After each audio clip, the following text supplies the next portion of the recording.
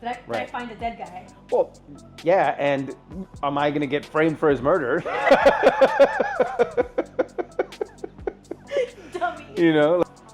What is the most awkward thing you've ever accidentally walked into on a show?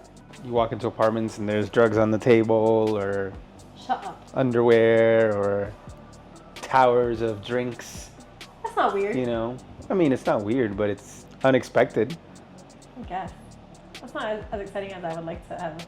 Or what? I mean, I actually found someone passed out one time, and I was actually with our photographer. Oh, I remember the story. So That was scary. I signed the listing in Fort Lauderdale. You know, we're getting everything ready. It's photo shoot day. We get there early. There's no cars on the driveway, so I'm like, okay, well, maybe he moved his car because that's on our photo checklist. Like, you know, driveway clear, whatever. So I told our photographer, let's just start doing drone. Nobody's answering the door. You know, maybe he went to get something. He doesn't pick up the phone. I'm like, this is weird, right? Start to get worried. We're doing the drone. He's still not picking up the phone. So I'm like, all right, let me look into the windows. I look into the windows. The house looks normal. There's lights on. I walk around the side. So like, this is really odd at this point, you know? So I knock. And the photographer is like, why don't we just check to see if the door is open, right? Because we can see all the lights are on. The house is ready to be shot. So I'm like, okay, well, I'm gonna check. Yeah, maybe he left, like, okay, go ahead and shoot. Right. And he'll come back. So I check and the door's open. I'm like, okay, I guess he left the house for us to photograph.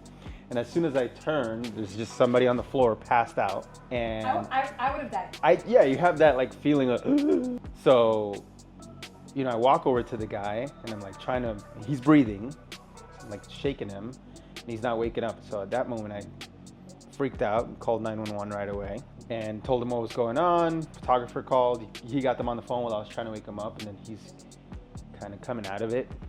So the firefighters and the fire rescue got there really quick, and they tried to help him, and he denied help.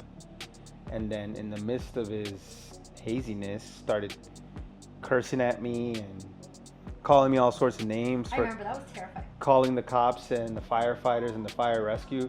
Basically, he was pissed off because I'm trying to save his life. I mean, I don't know if what the hell? You know, I don't know what kind of medical episode the guy was having. Well, it ended up being that he did have medical complications. I don't know exactly what he had. To me, the red flag was he denied help. You know, he denied the firefighters helping him. Why? Why would you deny the help? Yeah, I don't know. So, I think that was the wildest story.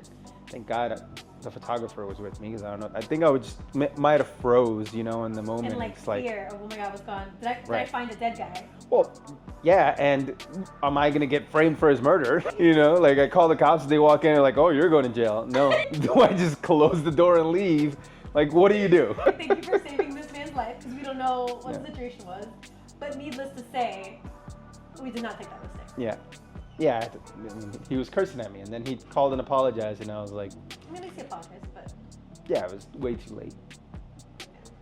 At that point, all trust has been lost.